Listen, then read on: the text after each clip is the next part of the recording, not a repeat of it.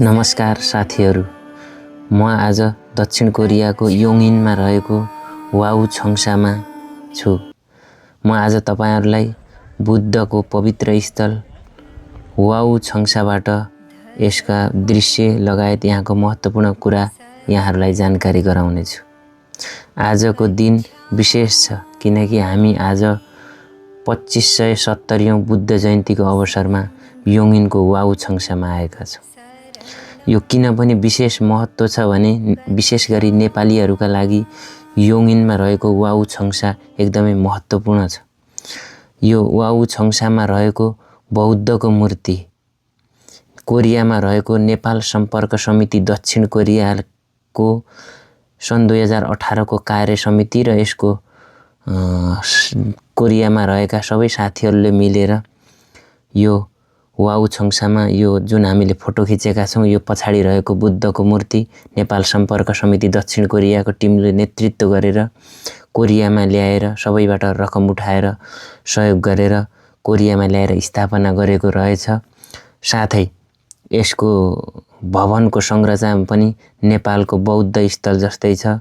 तत्कालीन अन्जु केसीको नेतृत्वको कार्य समितिले यसलाई ल्याउनको लागि पहल गरेको रहेछ। अत्यन्त हेर्दा पनि ठ्याक्कै नेपालकै बौद्ध गुम्बाहरू जस्तै देखिने आकर्षक यहाँको मुख्य चाहिँ हामी नेपालीहरूका लागि गौरवको कुरा थियो। लगायत हामीले विभिन्न आर्टहरू हेर्यौं, बुद्धका सन्देशहरू पनि देख्न पाइन्थ्यो।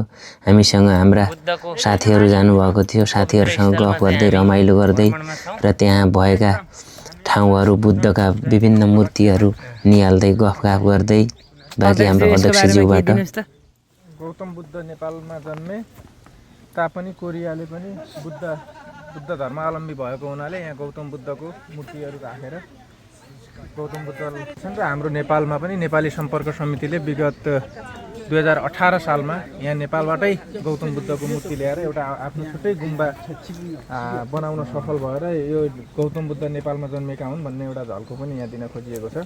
त्यसैले आज बुद्ध जयन्तीको अवसर पारेर हामी यहाँ घुमघाम त्यसैले नै लागेका छौँ। हाम्रो कलम कार्कीज्यूले भने जस्तै निकै नै महत्त्वपूर्ण स्थान हो नेपालका लागि।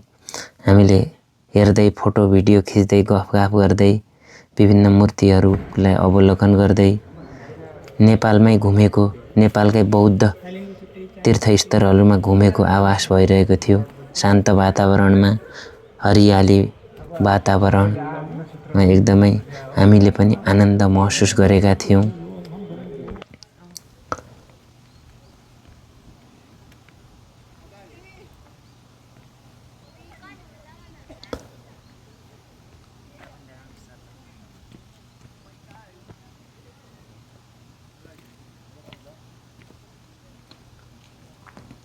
रङ्गीचङ्गी फुलहरू र विभिन्न कोरियाली आकारमा बनाइएका विभिन्न स्वरूपहरूलाई निहाल्दै हामीले आनन्द महसुस गरेका थियौं। विभिन्न मानिसहरू आफ्नो आस्था अनुसार कोही ध्यानमा थिए भने कोही चाहिँ बुद्धका चरणहरू स्पर्श गरिरहेका थिए।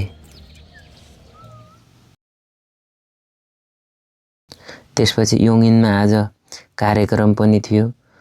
नेपाल सम्पर्क समिति दक्षिण कोरिया र विभिन्न संस्थाहरूको सहआयोजनामा 2570औं बुद्ध जयन्तीको कार्यक्रम आयोजना गरिएको थियो। यस कार्यक्रममा विभिन्न कोरियामा रहेका विभिन्न सङ्घ संस्था र स्वयं त्यही बौद्ध वाउछोङसाका पनि प्रतिनिधिहरू सहभागी भएर कार्यक्रम भव्य रूपमा सफल भएको थियो।